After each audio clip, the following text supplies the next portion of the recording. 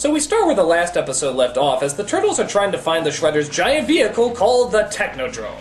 What's a Technodrome, you might ask? That's a Technodrome! What the hell is the giant eye on the top of that thing for anyway? Is it really how the Shredder sees things? I always want to draw a little smiley face on there, just to complete the image.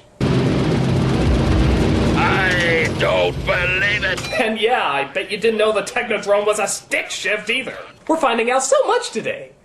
This is Krang. Report to me at once. So the Shredder goes to visit Krang, a talking tumor with arms that sort of sounds like that grandpa who can only eat applesauce. I have given you vast technical knowledge.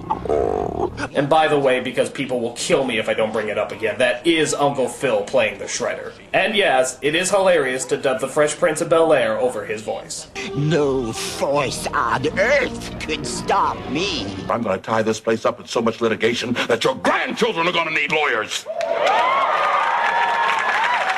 So it turns out Krang is from another dimension called Dimension X, and all he wants from Shredder is, take a guess. A body. A body. A body. Body. A body. A body.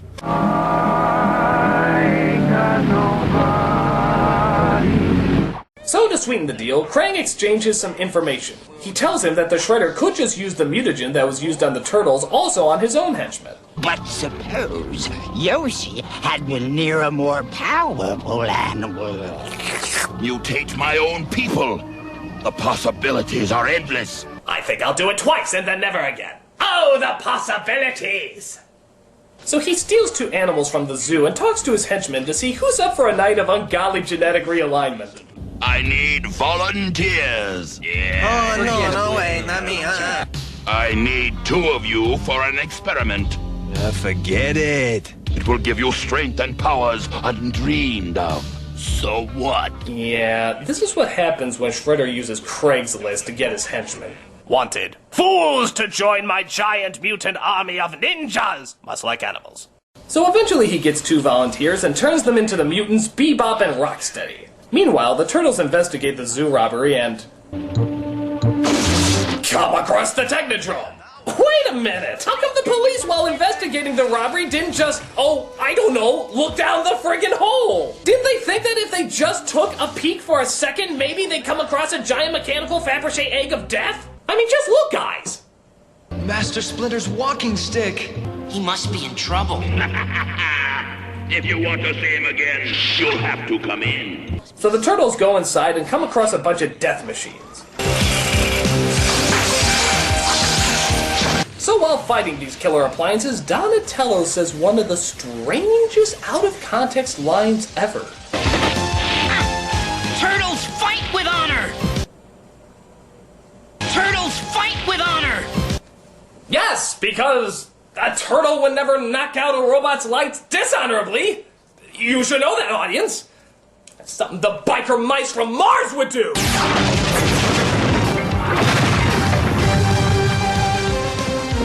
So they find a device that, I guess they assume is a bomb, get trapped in a corner with the supposed bomb, strap it to a wall praying it's a bomb, and once you know it, it happens to be a bomb. Turtles cheat with honor! They see that Splinter's been kidnapped, and the Shredder reveals himself, telling the truth about his backstory. It was I who made you what you are today. If not for me, Hamato Yoshi would never have left Japan. I followed him. Okay, where is the Shredder getting these cameras? I mean, it's one thing to have surveillance cameras, but they seem to be getting shots that nobody could get. I mean, is there just a foot cameraman walking around and everybody's too polite to point him out? I mean, seriously, dude, how are they getting these? Bebop, Rocksteady, destroy them!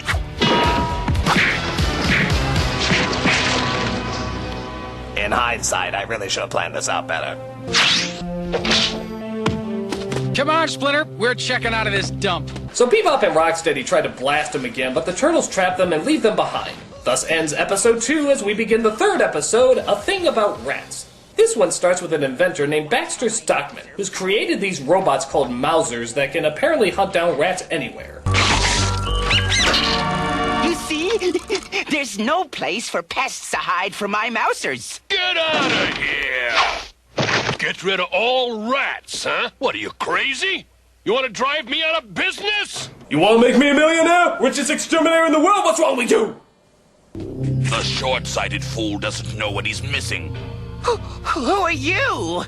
Someone who wants to produce your mousers on a vast scale. Now, really, folks, if you're approached by a person with a business proposition who looks like Darth Vader mixed with a cheese grater, you probably shouldn't do business with him. Just straight up common sense. So Stockman makes a bunch of these Mousers, and the Shredder sends them out to kill Splinter. But the Turtles arrive in time to save him. Where'd these metal maniacs come from? Where do you think, Michelangelo? Trademark Baxter Stockman Inventions. A division of Shredder Co.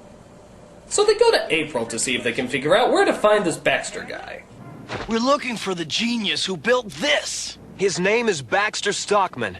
That's all you've got to go on? A name? I mean, it's not like the internet's been invented yet. So she finds the information and the Turtles go looking for him. But we also find out that they may not have much time. Don't you wish to see the fruits of your labor? No, I'm tired. Very well, go.